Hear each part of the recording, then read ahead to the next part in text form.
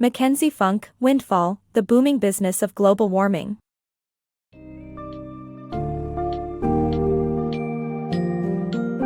Step into the controversial world of profiting from climate change in the summary of the book, Windfall, the booming business of global warming, by McKenzie Funk. Exploring the intersections of environmental catastrophe and economic opportunity, this summary highlights how entrepreneurs are making fortunes by addressing the needs of a changing world. Discover how desalination plants, high-tech sea walls, and floating artificial islands are becoming integral components of a warmer world, as well as how climate speculators and insurance companies navigate this complex landscape.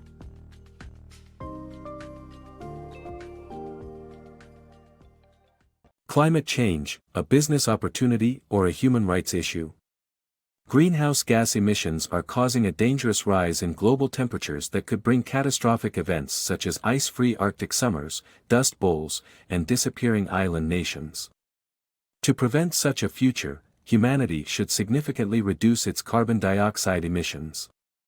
However, some investors, entrepreneurs, and corporations are exploiting climate change by inventing and selling ways to adapt to a warmer world instead of preventing it. These include desalination plants, high-tech seawalls, and floating artificial islands. Climate speculators invest in water rights or farmland that could increase in value in the event of drought or famine in current growing regions. Citigroup, UBS, and Lehman Brothers report on stocks whose value is likely to rise as the environment deteriorates. The book argues that climate change is not just a scientific, economic, or environmental issue but also a human rights issue. It calls for a real effort to stop climate change and eliminate the economic opportunities of environmental catastrophe. The dual effects of shrinking Arctic ice cover. The Arctic's melting ice cover presents challenges and opportunities. Catastrophes such as sea level rise could befall several island nations and coastlines, threatening their existence. On the other hand, the thaw could offer oil companies access to untapped oil fields and make drilling, oil transportation, and spill cleaning easier. Additionally, the melt could release methane from the Arctic's permafrost, potentially serving as both an energy source and a greenhouse gas. The U.S. Arctic Research Commission suggests that, with Article 76 of the UN Convention on the Law of the Sea, northern countries can clarify who gets rights to these deposits. This provision could allow the U.S. to increase its holdings by 4.1 million square miles, gaining rights to about $650 billion worth of polar petroleum. The battle for northern shipping routes. The opening of northern shipping routes due to melting lands has created a battle over the sovereignty of the famous Northwest Passage. Canada claims the waterway, while other countries including the U.S. see it as an international route.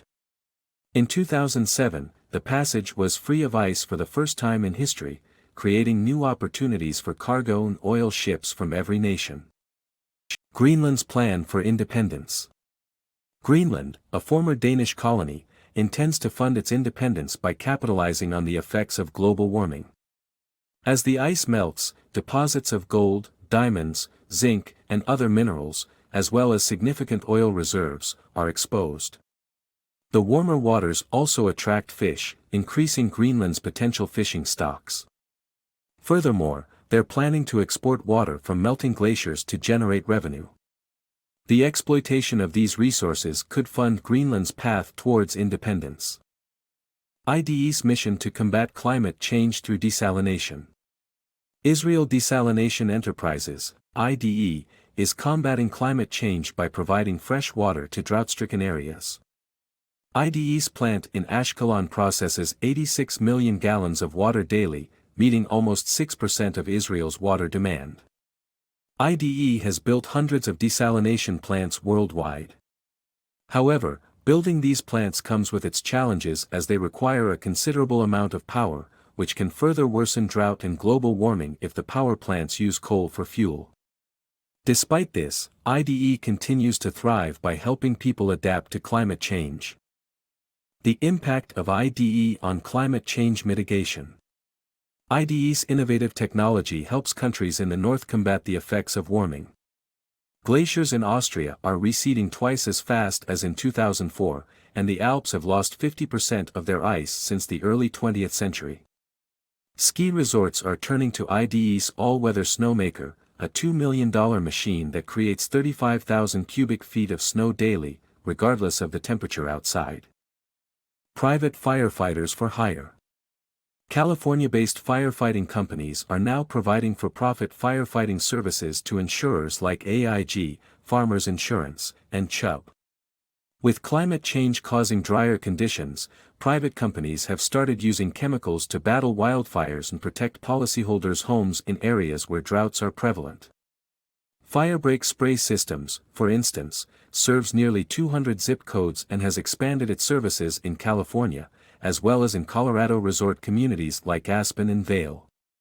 As insurers risk losing money in the face of climate change-related disasters, insurance companies have turned to private firefighting firms to cut costs and reduce the impact of these disasters.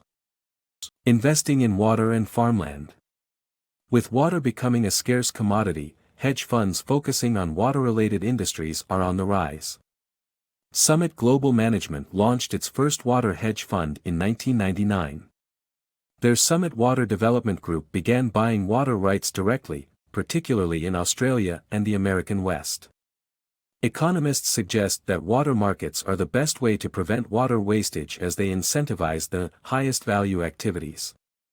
Similar speculative activity is also underway in farmland, with investors buying land in countries with longer growing seasons due to climate change. Phil Heilberg's Jarch Capital is purchasing land in Africa to grow crops to sell locally and internationally. Populous countries like China, Korea, and India are buying lands worldwide to feed their growing populations. Floating cities. The Netherlands' innovative solution to flooding involves floating structures. Koen Althuis, a Dutch architect, suggests creating floating metropolises that contain roads, buildings, and parks. This innovative approach to flood control is more effective than trying to build barriers against rising water. In contrast, the Dutch engineering firm, Arcadis, uses computer-controlled storm surge barriers and is promoting its expertise worldwide. During 2007's record melt in the Arctic Ocean, at least 15 water mutual funds were launched globally, more than doubling the number in existence. 2 years later, the amount of money managed ballooned tenfold to $13 billion. Geoengineering the Earth. Some investors are exploring the possibility of mitigating climate change by modifying the Earth. Intellectual Ventures, a company owned by former Microsoft executive Nathan Myhrvold, is patenting geoengineering technologies designed by astrophysicist Lowell Wood and his mentor Edward Teller. Their idea is to spray aerosol particles into the atmosphere, creating an atmospheric sunscreen that would lower temperatures similarly to volcanic ash. One of their plans involves developing a hurricane suppressor, using a ring of tires floating in the ocean with tubes to pump warm water down to cooler depths. While some question profiting off disaster, others believe it is a necessary solution to combat climate change. Climate change impacts on the wealthy versus the poor. Climate change affects different regions unequally, with the poorer nations experiencing more catastrophes such as famine and cropland salinization. Meanwhile, wealthy nations can mitigate damage with costly technological fixes. As climate change continues to displace populations, the future may see real and virtual walls erected to protect citizens from a flood of migrants.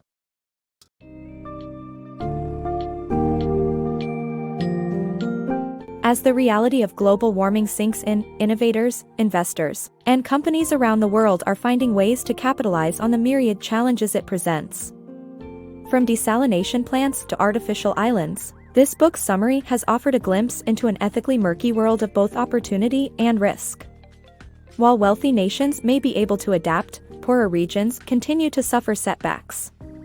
Ultimately, the core message of Windfall is that humanity must confront difficult truths about climate change and the wealth disparities it exacerbates, while unraveling the intricate webs of profit and peril that line the path to an uncertain future.